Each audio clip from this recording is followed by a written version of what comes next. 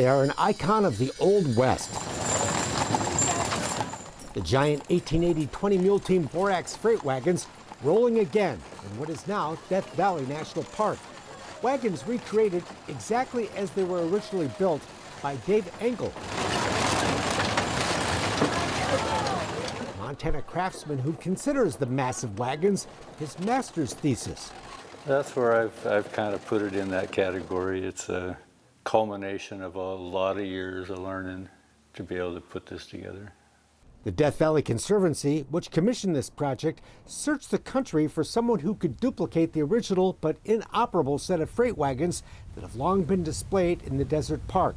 That was the convincing factor for Death Valley. A project that for Engel was simply a bigger version of what he'd been doing for decades. I was already accustomed to duplicating their style of workmanship, and that's what they were looking for.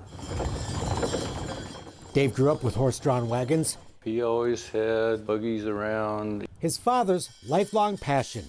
He grew up in a Mennonite family. He grew up driving horses with his uncle. Just kind of a love affair that was always there. Engel was driving teams by the time he was 10, and horses were part of everything he did. We had hunted on horseback. We packed back into the Bob Marshall Wilderness on horseback. Our whole youth was on the back of a horse. But it got to be like eating ice cream 3 times a day. When I left for college, right out of high school, I had my fill of horses. Dave majored in agribusiness, but had no real interest in the field. He was working in a feedlot when his brother-in-law called, asking if he wanted to come back to Montana and help start a business fixing wagon wheels.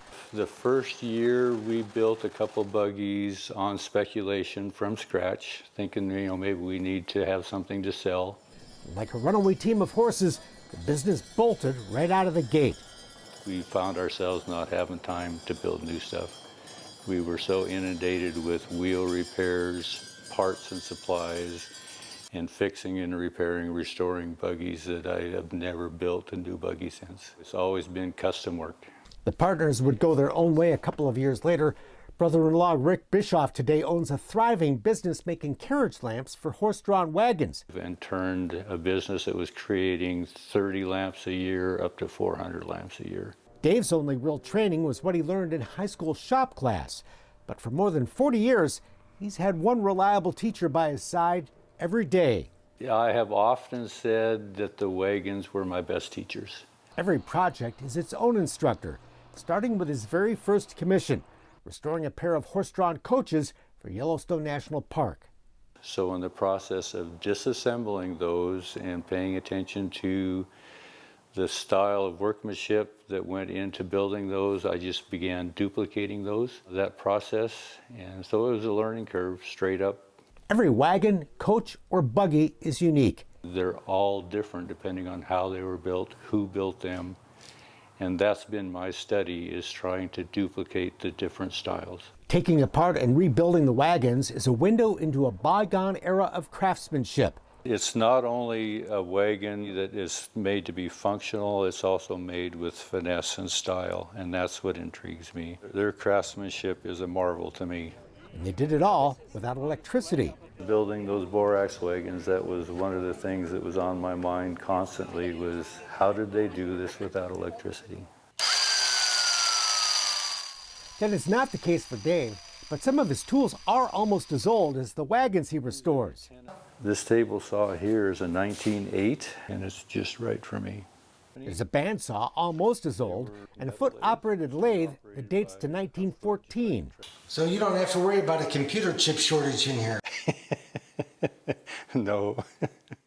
This is a pointer that points the end of the spoke that will allow it to insert into the hole of the tendon cutter. But the tools are his only helper. I'm not interested in a full production crew. I'm interested in doing the work more than I'm interested in managing people. There are no apprentices in his shop either. But he does have thousands of them online. Well, I've had a request for a large wheel, which requires a large hub.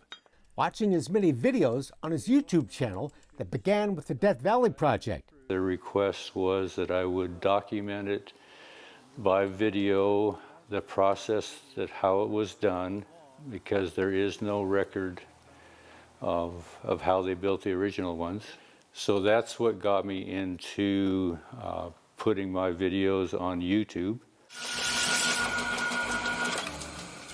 Dave shows viewers how he builds wheels, bends wood, and restores and reuses the original iron recovered from decaying wagons and coaches. I'm going to run all these through the forge, which will help burn off some of the rust. It will loosen up all the nuts. I'll straighten what has been twisted and bent, and then eventually run them through the sandblaster, paint them, and then assemble them to the box.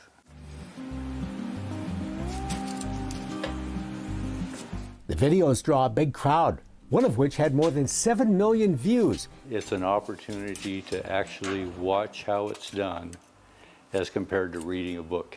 And he gives advice over the phone from time to time as well. Quite a number have contacted me on where to find equipment, how to build equipment. I get that all the time. There's never any shortage of customers. Engel has a 2-year backlog of orders and isn't taking any new ones. I'm trying to catch up on this backlog of work. And by the time that happens, I'll work on personal things. I have a number of projects that I'm going to do. So I'll still do the same thing. I just will do it for myself and not for customers.